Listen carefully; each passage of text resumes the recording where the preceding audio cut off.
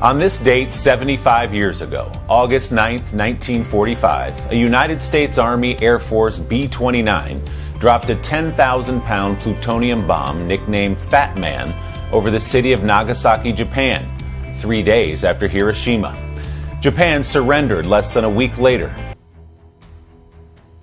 सुतोमो Yamaguchi Mitsubishi heavy industries में काम करने वाले एक मरीन इंजीनियर थे जो कमर्शियल शिप्स डिजाइन किया करते थे। वो नागासाकी में रहते थे, पर 8 अगस्त 1945 की सुबह वो कंपनी के काम से हिरोशिमा में थे जब यूएसए ने लिटिल बॉय नाम का पहला एटॉमिक बॉम्ब हिरोशिमा पे गिराया। उस समय वो ऑफिस का काम खत्म करके हिरोशिमा के ट्रेन स्टेशन की तरफ पैदल जा रहे थे ताकि नागासाकी के लिए ट्रेन पकड़ सकें। अचानक एक जबरदस्त धमाका हुआ और उनके कान के पर्दे फट गए। वो ग्राउंड जीरो से सिर्फ 3 किलोमीटर की दूरी पे थे। पहले चौंधिया देने वाला प्रकाश हुआ और फिर टोर्नाडो जैसा मशरूम क्लाउड हवा में उठने के कारण आसमान ढक गया और धूल और अंधेरा हर जगह छा गया। यामागुची पास के खेत में बनी हुई ट्रेंच में कूद गए और शॉक के कारण बेहोश हो गए। अगले दिन जब वो जागे तो हर जगह कटी फटी लाशें पड़ी हुई थी।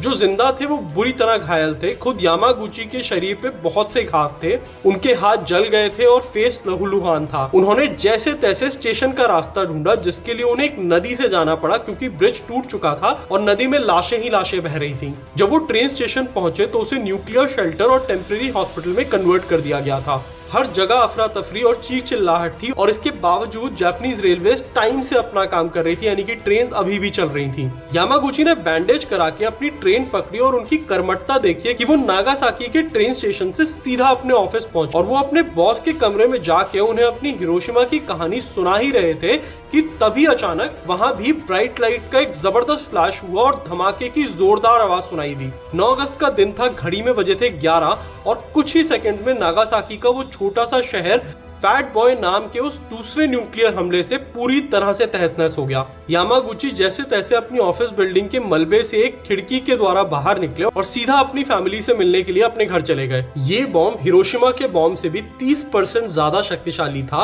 और 1.5 लाख लोगों की मौके पे ही मौत हो गई।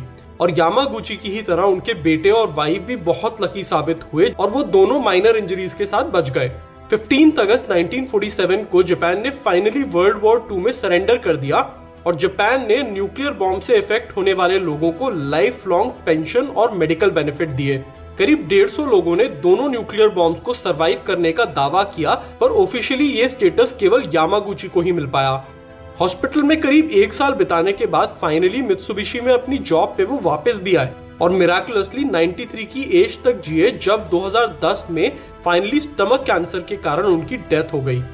उनका बेटा और उनकी वाइफ भी कैंसर का ही शिकार हुए और उनकी तरह इतनी लंबी जिंदगी नहीं जी पाए। उन 2 दिन में यामागुची के साथ जो हुआ वो नर्क से कम नहीं था और मुझे नहीं पता कि उन्हें लकी कहना चाहिए या अनलकी। क्या लाखों सिविलियंस को मारना ही एक तरीका था वर्ल्ड वॉर 2 में जापान का सरेंडर इंश्योर करने का? क्या ये अपने आप में एक वॉर क्राइम नहीं था?